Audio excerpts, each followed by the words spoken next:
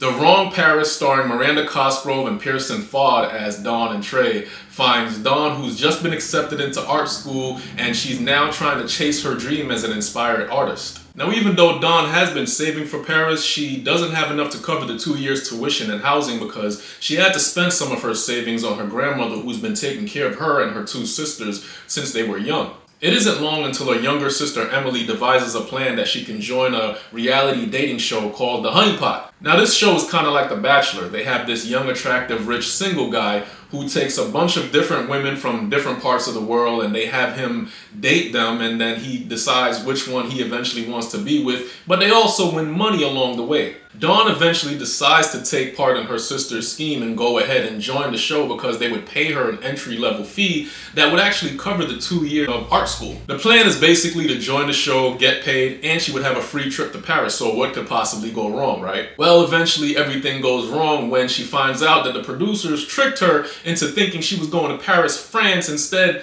they brought her to Paris, Texas, which really isn't too far from where Dawn was raised. To make matters worse, Dawn isn't allowed to just walk off on the show because she signed a contract. If she did not participate in the show, she would forfeit her rights to the earnings that she made. So she comes up with a plan to not get picked by Trey, who's the single cowboy bachelor in this story. The only problem with that is Trey actually takes a liking to Dawn and decides that he doesn't want to just kick her off the show. Eventually, one of the participants of the show explains to Dawn that if she takes part in the show and participates, she can actually win some money and she could possibly earn a free trip to Paris, which is the finale of where the show is going to be taking place. If you've seen one romantic comedy, you've seen them all, but I feel like this one does have a few things that make it a little bit different from what we're normally used to. And this is a romance comedy, but there's a lot more comedy in this movie than romance. I feel like you won't feel that until maybe like the third act of the movie. I will say that I did actually enjoy this movie, and I didn't think I would have. I'm not really a romance comedy type of guy, but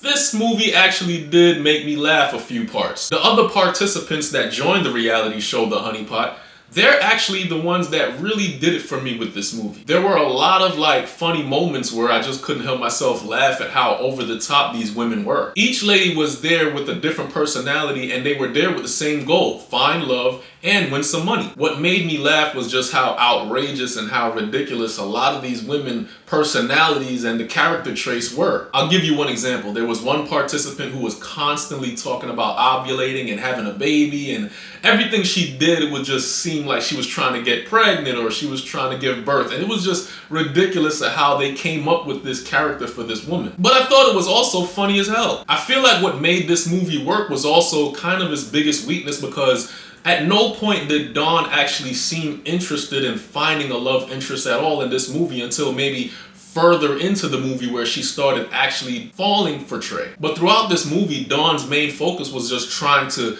get a flight to Paris. She wasn't focused in finding love, or she wasn't focused in dating at all. Her main goal was just to go to Paris, just so she can go to art school and live her dream. This movie kind of forces Dawn in a situation to actually find love and fall for Trey, where this wasn't even on her agenda at all. And I feel like that kind of made a difference in this movie, because the movie doesn't put you in a position where you're trying to see somebody fall in love. It really puts you in a position to see how this girl actually makes it to Paris. You take this small town girl and you introduce her to this exaggerated muscular cowboy bachelor, and then you add Paris in the mix, even though it's not Paris, France, it's Paris, Texas. Well, interesting things are going to happen, especially when you have a cast of characters who are all trying to get at this one guy, and only one of them he's actually really interested in. You kind of know where the movie's going once Dawn and Trey meet, because you could feel the chemistry between the two. I mean, Trey shows literally no interest in the other participants, whereas Dawn, he's going out his way just to keep her around on the show. I admire the supporting cast of this movie. I think they did a great job, and I was really pulled in at how their interactions came in with Dawn and Trey. You had some of the participants that were actually rooting for Dawn, but then you had some that weren't rooting for her at all. As a matter of fact, they were trying to ruin her chances from even getting picked by Trey. At the end of the movie, I couldn't help but feel sad for Dawn, because she's pulled in this love vortex, as they call it in the movie, where now she's fallen for Trey, but she still wants to go to art school and chase her dream, but she needs the money from this show. You can't help but care for Dawn's story, because her parents are no longer alive and she was orphaned off to her grandmother as a child,